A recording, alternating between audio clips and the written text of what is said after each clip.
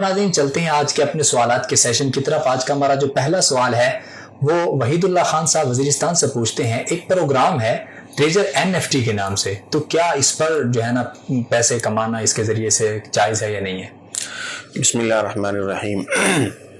NFT کا مطلب یہ ہوتا ہے کہ آج کی ڈیجیٹل ورلڈ کے اندر دنیا میں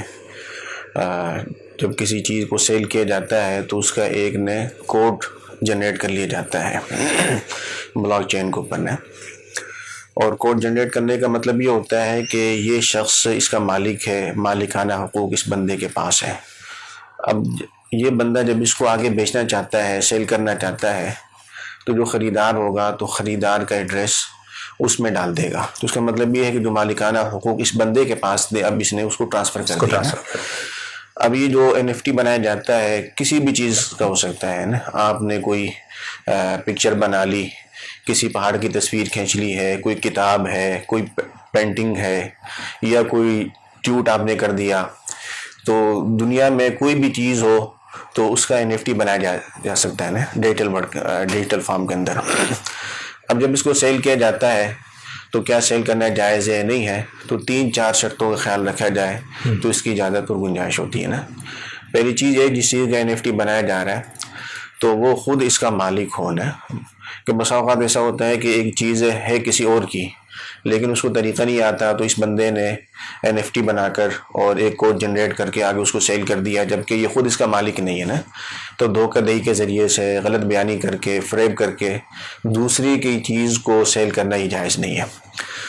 اور دوسری شرط یہ ہے کہ جس چیز کو سیل کیا جا رہا ہے کوڈ بنا کر اور کوڈ جنریٹ کر کے، وہ چیز ایسی ہونی چاہیے کہ شریعہ کمپلائنٹ ہونے، کہ آپ نے پہاڑ کی تصویر بنا دی، یا آپ نے کوئی نظم ہے، یا کسی کا بیان ہے، یا کوئی کتاب ہے، یا کوئی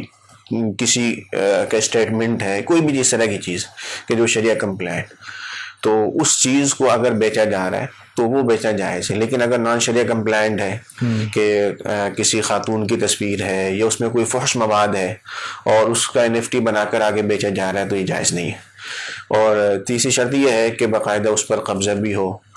جو بھی ایک طریقہ کار ہوتا ہے کہ آپ کے پاس ایک چیز آ گئی، مالکانہ حقوق آ گئے، تو آپ نے اس کو ڈاؤن لوڈ کر لیا، تو قبضے کے بعد اس کو آگے بیچا جائے نا۔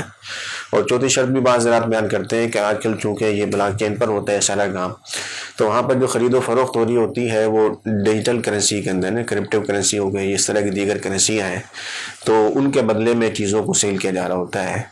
چونکہ علماء کو اس کرنسی کے اوپر بہت سارے تحفظات ہیں، بہت سارے اشکالات بھی ہیں، تو